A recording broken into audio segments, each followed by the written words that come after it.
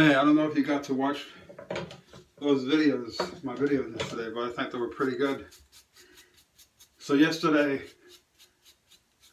I fought the urge to just get the zombie out and watch movies. I did watch one movie, but the whole day was just science study and research.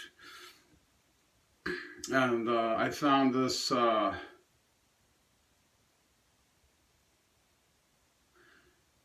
playlist from the Science of Consciousness Conference 2016, and it has I just started watching it. The leading scientists in the world talking about consciousness and identity and life and the origins of life, and how consciousness is intrinsic as information and self-regulating systems in every aspect of life, to the simplest forms of life. These systems are self-organizing, self-regulating, and purposeful. So we're beginning to get very close with these beautiful, elegant theories. If you're not, some of them are accessible to the average audience, lay person, but some of it gets, very scientific and technical, using a lot of biological jargon and chemical jargon. But these theories are so elegant and so intuitively correct, and they're verifiable. And so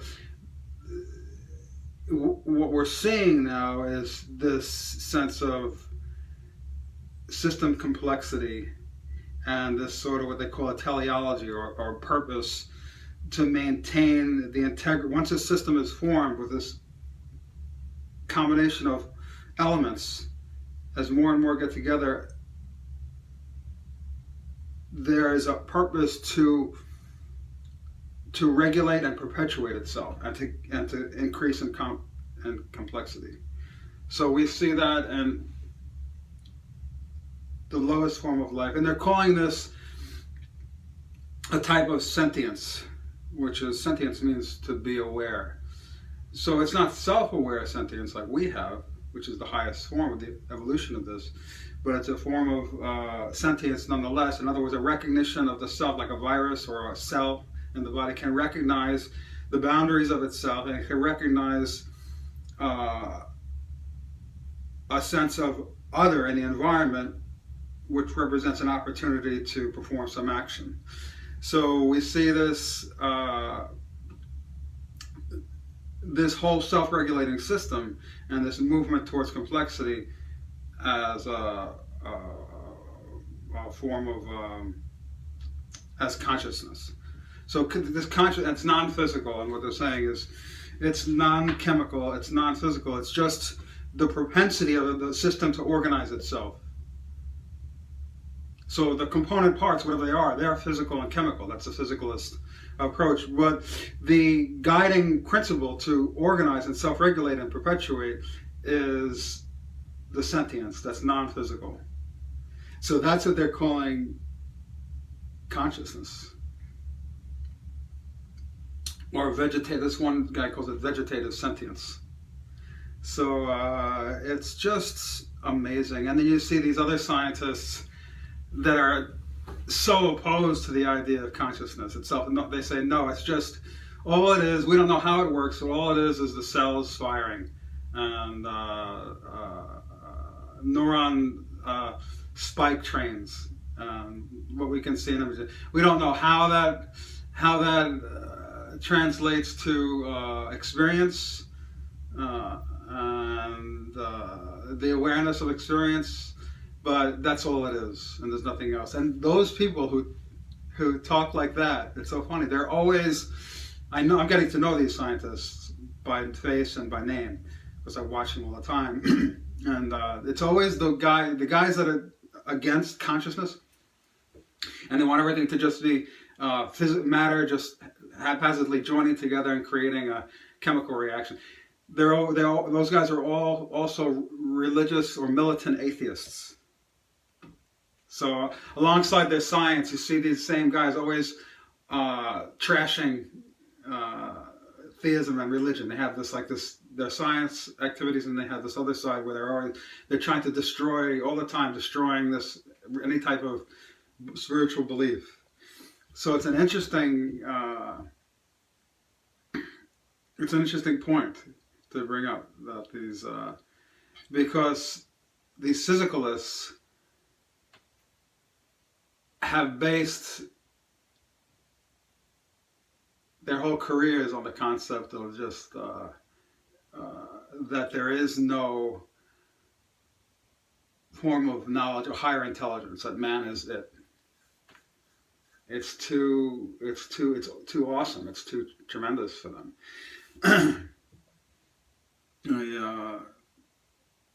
So it's really lovely and amazing, because in the Buddhist teaching and the Taoist teachings, that's what it's all about. That's what they're talking about when they say the Tao or Buddha nature. I hate to use that, but the Tao is the non-dual essence of reality. It's this wisdom, this natural knowledge or information that seeks to perpetuate itself and generate complexity and beauty in the world we see of nature. So in knowing that consciously, once we know it, we can tune into it. In knowing that this intelligence infuses and brings together and encompasses everything that goes on in life, and that we are that, every cell in our body and all our mental processes, we can literally tune into that, into consciousness. By becoming more aware of these things, look at this. This is knowledge that, just like the system, again, it's an example of the system. By gaining more knowledge, we're self-regulating and self-organizing our thoughts and perpetuating the system itself by being conscious of it. So it's this continual recursive cycle like that, just by becoming more conscious. So it's my belief now, my theory, that once we do that, we can rejuvenate the body, we can maintain our health, because it's intrinsic to every system, this self-organizing principle, the self-regulating principle, this wisdom, this information, this sentience. So it's responsible for the health and well-being of every system in the body, cell and organ system. So that can be our guiding principle in the way we live our lives as well. Then we become more conscious about what we do with the bodies and what we put in our bodies and our states of emotional stress and our hormone regulation and all the effects of negativity and negative thoughts and cynicism and sarcasm and hatred and judgment. And all these things are chemical components too, which damage that